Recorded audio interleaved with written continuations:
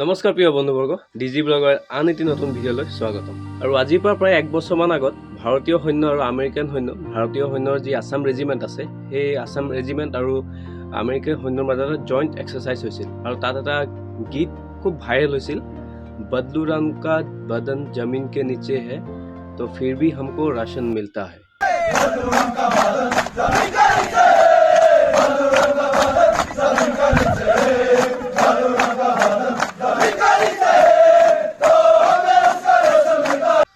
আচলতে এই গীতটি সিদিনাখন কিয় গোৱা হৈছিল বা কিয় ভাইৰেল হৈছিল সকলোখিনি তথ্য মই জনাম এই গীতটিৰ বিষয়ে। স্কিপ নকৰাকৈ আমাৰ ভিডিঅ'টো চাই থাকক।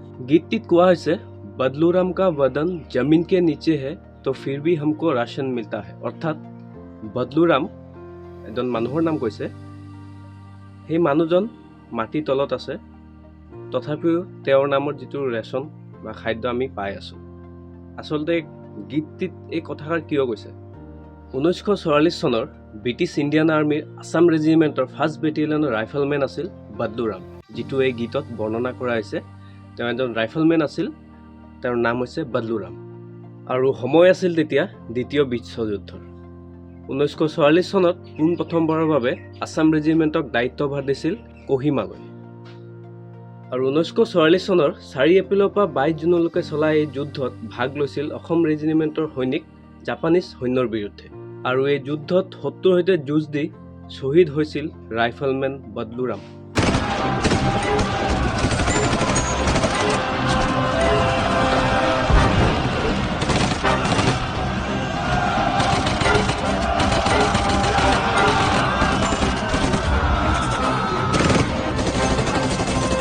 আৰু সকলোতকৈ আচৰিত কথা এয়াই যে সেই ৰেজিমেণ্টৰ যি কোৱাৰ্টাৰ মাষ্টাৰ আছিল, ভুলতে তাৰ নামটো ৰাচন ৰেজিষ্টাৰৰ পৰা কাটিবলৈ পাহৰি থাকিল।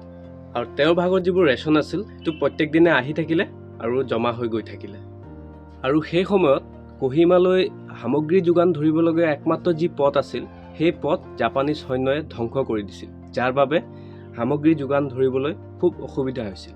আৰু কোৱাৰ্টাৰ মাষ্টাৰে ভাবিলে আমাৰ ভাগত বৰ্তমান যি ৰেচন আছে সেয়া পৰ্যাপ্ত নহয়, আৰু সামগ্ৰী কঢ়িওৱা যিবোৰ পথ আছিল সেই পথো জাপানী সৈন্যই ধ্বংস কৰি দিছিল। গতিকে সেই পথ ভাল হোৱালৈকে আমাৰ হাতত ইমান ৰেচন নাছিলে যে আমি যুদ্ধ কৰি গৈ থাকিম, আৰু নোখোৱাকৈ যুদ্ধ কৰিব নোৱাৰি। আৰু কোৱাৰ্টাৰ মাষ্টাৰে সেই কথা ভাবি থাকোঁতে যেতিয়া ষ্ট'ৰ ৰুমত চকু পৰিছিল, তেওঁ আচৰিত হৈ গৈছিল যে ইমান ৰেচন আহিল ক'ৰ পৰা। আমি আমাৰ ভাগৰ হিচাপতহে আমি ৰেচন পাই আছিলোঁ, কিন্তু ইমান ৰেচন আহিল ক'ৰ পৰা। আৰু অৱশেষত কোৱাৰ্টাৰ মাষ্টাৰে জানিব পাৰিছিল যে তেওঁ এটা ভুলৰ বাবে তেওঁৰ নামটো সেই ৰেজিষ্টাৰৰ পৰা কটা নাছিল, যাৰ বাবে ৰেচনবোৰ আহি আছিল। আৰু এই কথাটো কিছুদিন পাছত বদলু ৰামৰ নামৰ সেই ৰেচনৰ দ্বাৰাই পথ মেৰামতি নোহোৱালৈকে সৈনিকসকলে যুদ্ধ চলাই গৈছিল। আৰু পথ মেৰামতি নোহোৱালৈকে সেই ৰেচনেই সৈনিকসকলক আহাৰ যোগান ধৰিছিল। আৰু অৱশেষত 1946 চনত মেজৰ MT প্ৰক্টৰে তেওঁৰ সন্মানত এই গীতটি ৰচনা কৰে, বদলু ৰাম কা বদন জমিন কে নিচে হে তো ফিৰ ভি हमको राशन मिलता है। আৰু তেতিয়াৰে পৰা অসম ৰেজিমেণ্টৰ এই গীতটিক মাৰ্চিং গীত হিচাপে বিবেচনা কৰা হয়।